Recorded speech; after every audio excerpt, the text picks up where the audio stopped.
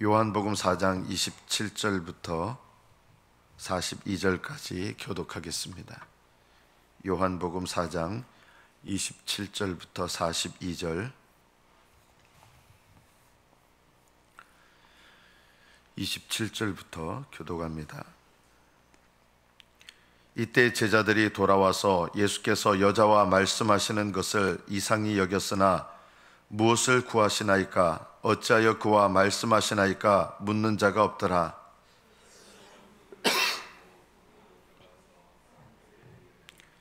내가 행한 모든 일을 내게 말한 사람을 와서 보라. 이는 그리스도가 아니냐 하니, 그 사이에 제자들이 청하여 이르되 랍비여 잡수소서.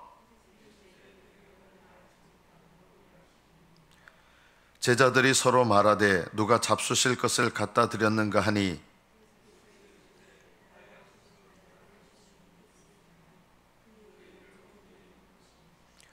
너희는 넉 달이 지나야 추수할 때가 이르겠다 하지 아니하느냐?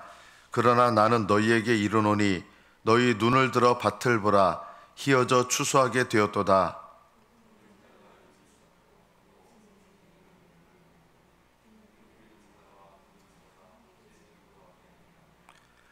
그런즉 한 사람이 심고 다른 사람이 거둔다 하는 말이 옳도다.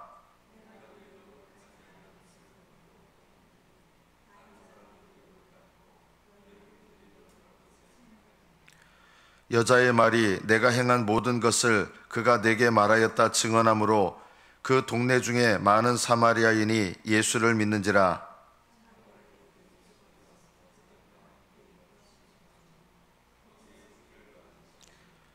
예수의 말씀으로 말미암아 믿는 자가 더욱 많아.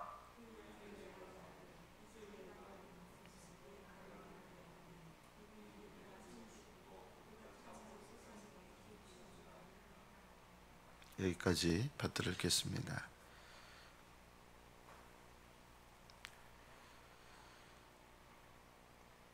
예수님을 만난 사람들의 특징이 있습니다. 정말 인격적으로 예수님을 만난 사람들은 믿지 않는 사람들한테 예수님을 증거하는 것을 두려워하지 않습니다. 부끄러워하지 않습니다. 인격적으로 예수님을 만난 사람들은 어떤 상황과 상관없이 예수 그리스도를 증거하는 것을 당연하게 자연스럽게 합니다. 예수님을 만났던 이 사마리아 여인을 보면 사람들 눈을 피해갔던 여인이에요. 아무도 마주치기 싫어서 아무도 돌아다니지 않는 가장 뜨거운 낮에 우물가에 왔었다가 예수님을 만났습니다. 예수님을 만난 다음에 한 일이 무엇입니까? 동네로 달려가서 사람들을 데려왔습니다. 내가 행한 모든 일, 행한 일이 뭐냐면요, 부끄러운 일이거든요. 지금까지 사람들한테 손가락질 받아왔던 일, 사람들한테 비난받아왔던 일, 내가 행한 일이 그거였어요. 내가 행한 일을, 모든 일을 말한 분을 와서 봐라. 그리스도가 아니냐, 메시아다. 그리고 이 여인이 자기 이 부끄러운 삶을 솔직하게 사람들한테 이렇게 드러내면서 이 여인이 어떻게 쓰임받냐면 사마리아 그 동네에 수많은 사람들을 예수께로 인도하는 하나님의 귀한 도구로 쓰임을 받습니다. 어떻게 보면 저는 인간적인 관점에서 보면 이 사마리아 여인은요, 좀 나쁜 말로 표현하면 쓰레기 인생이에요. 쓰레기 인생. 사람들 어느 누구나 가장 밑바닥에 있는 사람들조차도 비난하는 쓰레기 인생입니다. 그런데 예수님을 만나니까 쓰레기 같은 자기 인생이라도 그것을 기꺼이 드러내면서 오히려 그것을 통해서 수많은 사람들을 예수님께로 인도하는 놀라운 하나님의 도구로 쓰임을 받습니다. 하나님께서는 이렇게 밑바닥 사람들조차도 조롱했던 이런 인생도 쓰실 수 있다. 이게 얼마나 놀라운 일입니까? 가장 바닥에 있는 사람들조차 욕하고 싫어하고 손가락질하던 그런 인생인데 주님께서 이런 인생도 쓰실 수 있다. 하나님께 제일 복된 것이 무엇입니까? 우리 인생에 두 가지인데요. 주님과 동행하는 인생 사는 거, 이게 제일 중요합니다. 행복하게 사는 거 제일 중요할까요? 아닙니다. 행복하게 살려면요, 예수님 안 믿어도 얼마든지 행복하게 삽니다. 그렇잖아요. 오히려 예수님 안 믿고 살아도 얼마든지 행복하게 살 수 있어요. 예수님을 믿는 목적은 행복하게 사는 거 아니거든요. 물론 하늘나라 가면 영원히 복될 거예요. 그런데 이 땅에서의 삶은요, 뭐가 좋은 삶이냐? 주님과 동행하는 삶이 복된 삶이에요. 주님과 동행하지 않아도 얼마든지 행복할 수 있어요. 행복한 게 우리 인생의 목적이 되면 안 됩니다. 내가 주님과 동행하는 삶이 되느냐. 여러분 신앙생활도요, 행복한 게 신앙생활의 목적이 되시면 안 됩니다. 하늘나라에 가서 여러분 바울 사도가 행복한 인생 살았습니까? 베드로가 행복한 인생 살았습니까? 야고보 사도가, 제일 먼저 순교했던 야고보 사도가 행복한 인생 살았습니까? 예수님 증거하다가 제일 먼저 순교했는데 인간적으로 보면 그게 무슨 행복한 인생이겠습니까? 그러나 주님을 위하여 목숨을 드렸잖아요. 복된 인생이에요. 우리는 우리의 삶을 어떻게 드려야 되느냐? 행복한 인생을 꿈꾸셔서 안 됩니다. 복된 인생을 꿈꾸셔야 돼요. 복된 인생이 뭡니까? 주님과 동행하는 인생, 그리고 주님께 내 인생을 드리는 것. 이것이 우리 인생을 복되게 만드는 비결입니다. 행복한 신앙생활을 꿈꾸려 하지 마십시오. 저는 너무나 많은 그리스도인들이 행복한 신앙생활, 교회 표어도 행복한 교회 뭐 이런데, 행복한 신앙생활이 우리 목표가 돼서는 안 되고 복된 신앙생활이 돼야 된다. 복된 신앙생활은 불행한 신앙생활은 아니에요. 그러나 행복한 거하고 차원이 달라요. 복된 것은 뭡니까? 주님을 위하여 고난받고 주님을 위하여 손해받고 하나님 뜻을 따르면서 고난받는 게 복된 신앙생활이에요. 행복한 신앙생활은 그런 거 싫어해요. 차원이 좀 다른 것이죠. 저는 아직 뭐 결정은 안 했지만 아들이 이제 두 갈래 길이 있는 것 같아요. 이제 하나는 이제 본인이 하나 된 건데 그거는 이제 아예 포기한 것 같고, 두 가지 갈래 길이 있어요. 군인의 길을 갈 것인가? 이제 해양경찰과가 됐으니까 경찰의 길을 갈 것인가? 두 길이 있어요. 경찰의 길을 간다 그러면 이제 뭐 군산대 쪽을 가야 되고, 군인의 길을 간다 그러면 목포에 있는 해양대 쪽이 있거든요. 둘 쪽이 있어요. 어느 쪽을 해야 되느냐? 상관없어요. 본인이 하나님 앞에, 하나님께서 어디 가라 이러시느냐? 어디 가라고 안 하세요. 여러분이 여러분의 삶을 하나님께서 분명하게 알려주신 뜻이 있어요. 행복한 인생을 살려고 하는 사람에게는 하나님께서 말씀하시지 않아요. 그러나 복된 인생을 살려 그러면 어떤 길이 하나님을 영화롭게 하는 길이 될까? 이게 중요한 것이죠. 사람들 보기에 그렇게 행복한 인생을 살지 못해도 하나님과 함께하는 인생, 하나님을 영화롭게 하는 인생, 그 길을 택하셔야 됩니다. 행복하게 하려면요, 행복하려면 저는 젊은 분들한테도 그래요. 행복하려면 결혼하지 마라. 결혼 안 하는 게 행복해요. 그렇잖아요. 여기 다 결혼해 보신 분들이잖아요. 결혼 안 하는 게 행복한 경우가 더 많아요. 행복하려면 결혼하지 마라. 왜 결혼하냐 그러면 행복하려고 결혼한다는 거예요. 행복하려면 결혼하지 마라. 경험적으로 보니까 결혼 안 하고 사는 게 더 행복하다. 근심도 없고 염려도 없고 자식 걱정 안 해도 되고. 저도 저를 위해서 눈물을 흘려본 적 없거든요. 근데 자식 때문에 울어봤어요. 자식 때문에 너무 속상해가지고. 저를 위해서 그렇게 울어본 적 없거든요.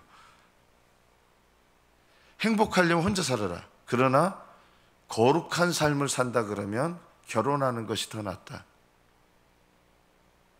왜냐하면 결혼하면 실제적으로 보면 희생해야 되는 일 많이 생기고요. 내가 손해보는 일 많이 생기고요. 내 꿈도 어떻게 보면 내려놔야 될 일도 많이 생기고요. 우리는 이렇게 생각하잖아요. 내 꿈을 내려놓는 거 그거 불행하다고 생각하잖아요. 그래서 세상적으로 보면 그거 불행한 거예요. 그러나 믿음의 길, 거룩한 길로 걸어가면 어떻게 됩니까? 걸어가려고 그러면 때로는 내 꿈도 내려놔요. 예수님 제자들 보세요. 어부 생활하면서 그냥 잘 갈 수 있는데 불확실한 예수님을 따르는 삶을 살았는데 예수님 따르는 삶이 뭐였습니까? 요즘에는 요즘 목회자들 그래도 교회에서 사례비가 나오죠. 예전에 무슨 사례비가 있습니까? 사도들이요. 고난은 당할 때는 다 당하고 먹고 사는 문제가 하나님께서 도와주지 않으면 전혀 해결되지 않는 그런 불투명한 삶으로 인생을 들여야 되는 거예요. 그리고 고난은 예상되고 얼마든지 편안하고 잘 나가는 삶을 살 수 있는데 그거 다 내려놔야 되는 거예요. 그거 다 내려놓고 주님과 함께 동행하는 삶은 결국 어떤 삶이었습니까? 12 제자들 보면 제명에 다 못 죽었어요. 가룟 유다는 다른 목적을 위해서 주님께서 부르신 사람이지만 11명의 제자들 다 제명에 못 죽었어요. 왜냐하면 순교당해 죽었잖아요. 행복한 인생 살지 않았어요. 사람으로 보면. 그러나 영적으로 보면 그들은 손해보는 거 많은 것 같았지만 가장 영광스러운 사도들의 삶을 살았고 목숨을 드렸고 모든 삶을 헌신하게 됐습니다. 이 사마리아 여인은 예수님을 만나니까 이거예요. 와서 보라. 이 요한복음에 벌써 와서 보라는 말이 여기 3번째입니다. 세례 요한의 제자들이었던 안드레하고 야고보가 형제한테 가서 와서 보라.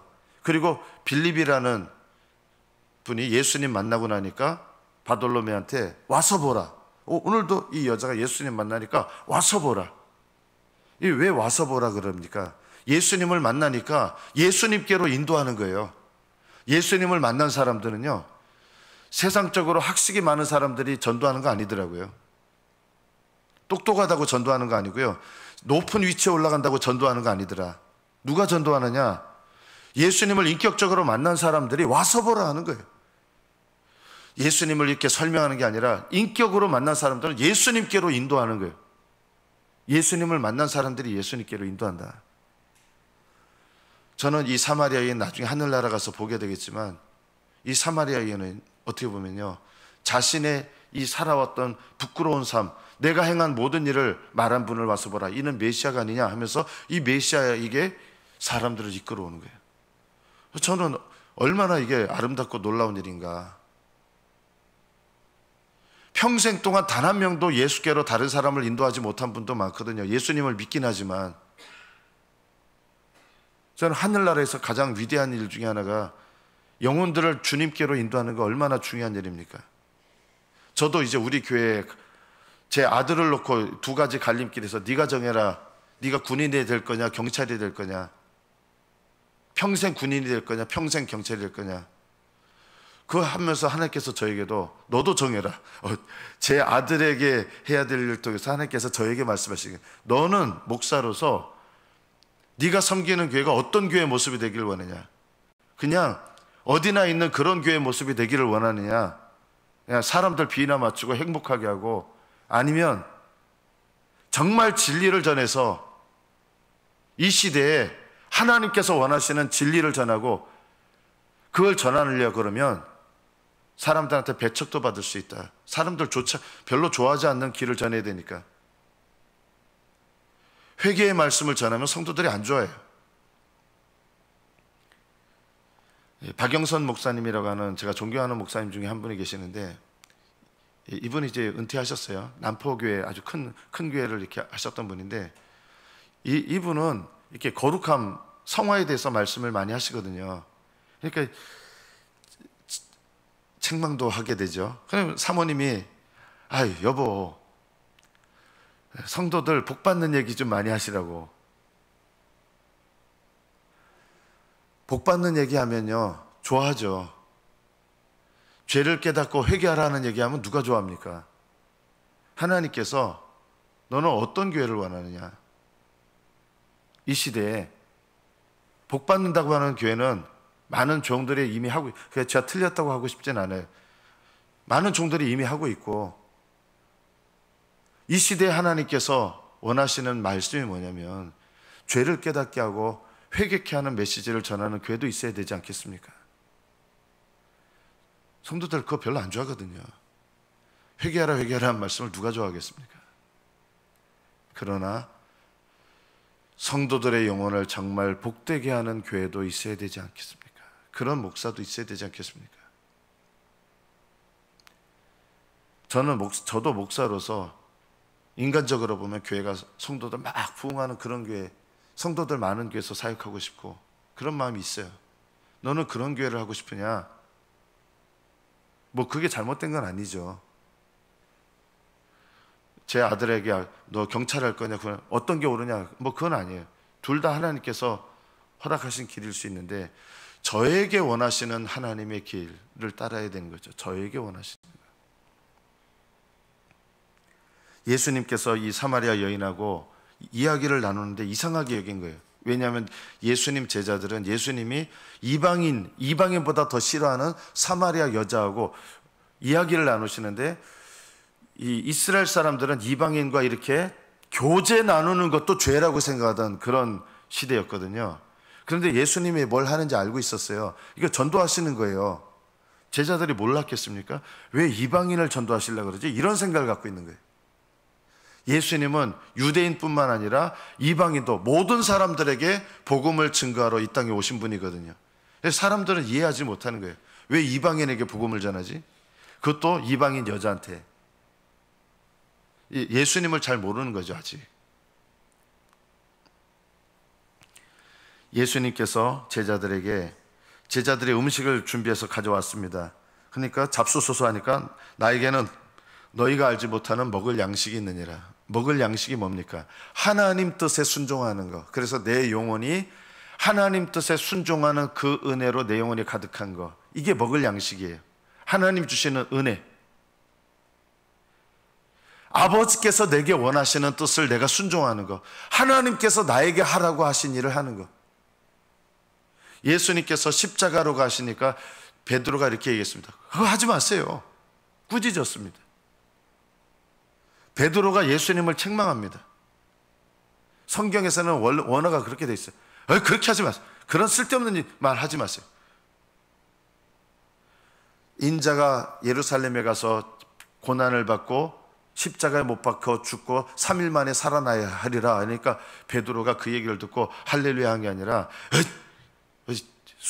인간적으로 말하면 표현하면 재수없는 얘기를 하십니까? 이런 거예요. 왜 죽는다는 얘기를 합니까? 십자가에 달려 죽어야 하리라니까 그런 얘기 하지 마세요.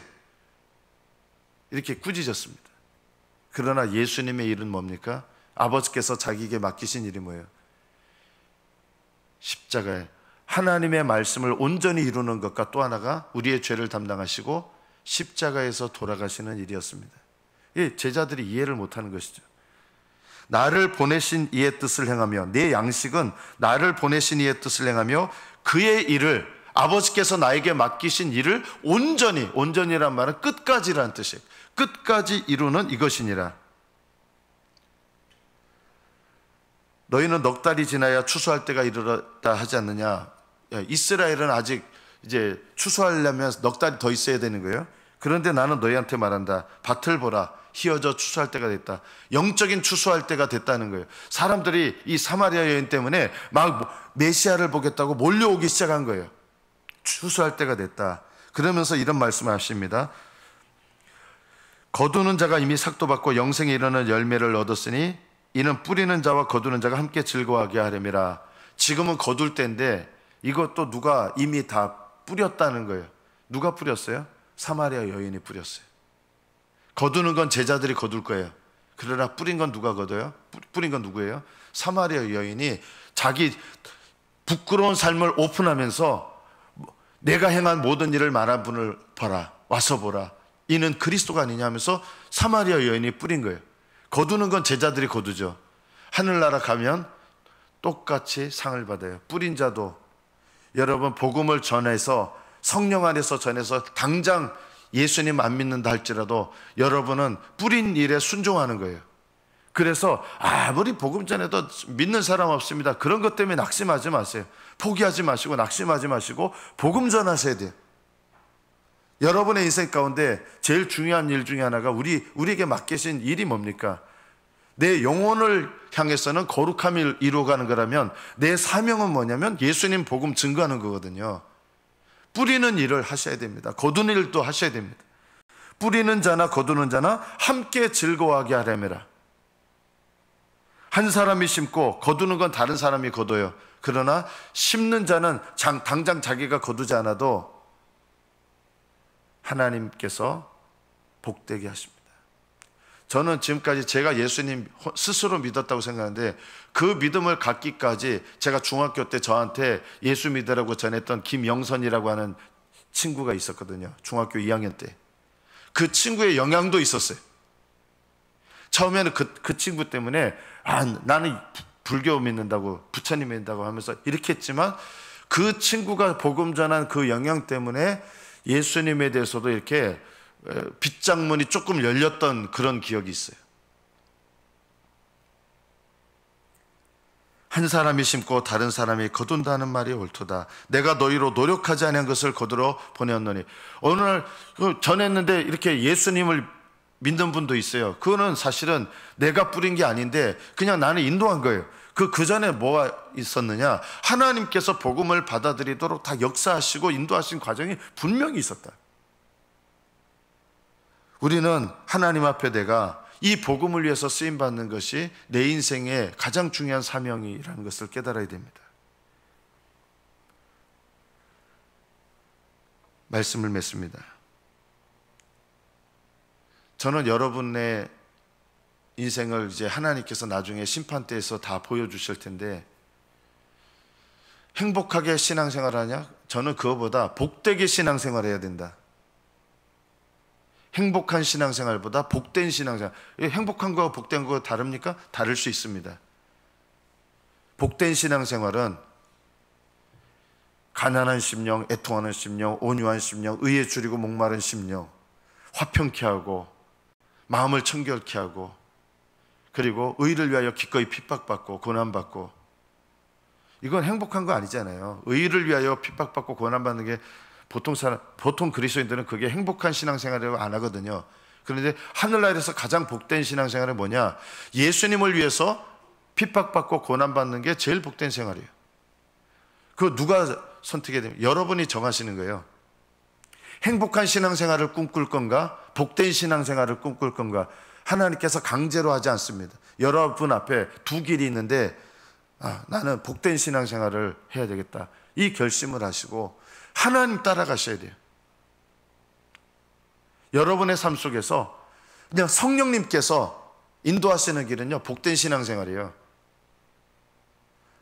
그런 복된 신앙생활 하지 않으면서 행복한 신앙생활 꿈꾸는 거, 저는 그렇게 하늘나라 관점으로 보면 그렇게 복된 거 아니다. 우리는 이 땅에서 행복하게 살다가 하늘나라에 가서 영광받고 그런 일은 없습니다. 하늘나라에서 영화롭게 되려면요, 이 땅에서 주를 위하여 핍박받고 고난받는 길을 택해야 된다. 여러분 마음대로 결정하지 마십시오. 저는 지금까지, 우리 교인들도 마찬가지예요. 결정하실 때 제가 이렇게 하라 했잖아요. 하나님, 제가 어떤 길을 택하기 원하십니까? 제가 어떻게 하기를 원하십니까? 이거 꼭 질문하라 했는데, 제가 이런 말을 하신 분들 거의 대부분이요, 결국은 가장 결정적인 순간에 자기 마음대로 결정하시더라고요. 하나님, 제가 어떤 길을 택하기 원하십니까? 이게 안 물어요. 그냥 자기 마음대로 결정해요. 가장 중요한 순간은 자기 마음대로 결정한다. 나중에 하늘나라 가보면 알게 될 거예요. 오히려 주님께서 내게 인도하시는 길이 유쾌하지 못할 수 있어요. 그렇게 즐겁지 못할 수 있어요. 예수님 제자들 그렇게 즐거운 인생 산 건 아니에요. 바울은 가는 데마다 돌에 맞고 굶고 춥고 헐벗고 배고프고 사람들한테 비난받고 복음을 전하면서, 인간적으로 보면 그런 것이 행복한 신앙생활은 아니죠. 그러나 어느 누구보다도 가장 복된 신앙생활을 했던 분이 사도 바울입니다. 그분은 영원히 복될 것입니다. 의의 재판장께서 영원히 복되게 하시는 상을 베푸실 것입니다. 저는 이 사마리아 여인, 남들에게 손가락질 받는 인생 살아왔지만 예수님을 만나고 인생이 바뀌어서 예수님을 섬기는 인생이 됐고 사람들을 인도하는 인생이 됐고, 하나님은 얼마든지 예수님을 만나면 우리 인생을 그렇게 쓰실 수 있으시다. 저와 여러분이 하나님의 뜻 가운데 쓰임받기를 축복합니다. 하나님께서 여러분의 인생을 사용하셔서 저는 여러분이 행복한 신앙생활을 할 것인가 복된 신앙생활을 할 것인가 갈림길에서 복된 신앙생활을 하십시오. 저는 복된 신앙생활을 하시는 분들이 지금까지 단 한 명도 후회하는 거 본 적이 없습니다. 복된 신앙생활의 길을 택하신 분이 후회하시느냐? 절대 후회하지 않아요. 그러나 행복한 신앙생활을 꿈꾸신 분들은 후회하는 거 참 많이 봤습니다. 인생 끝에 가서 이렇게 사는 거 아니었는데 이래요. 주님과 동행하시고 주님께서 쓰시는 믿음의 삶이 되시기를 예수님의 이름으로 축복합니다. 기도하겠습니다.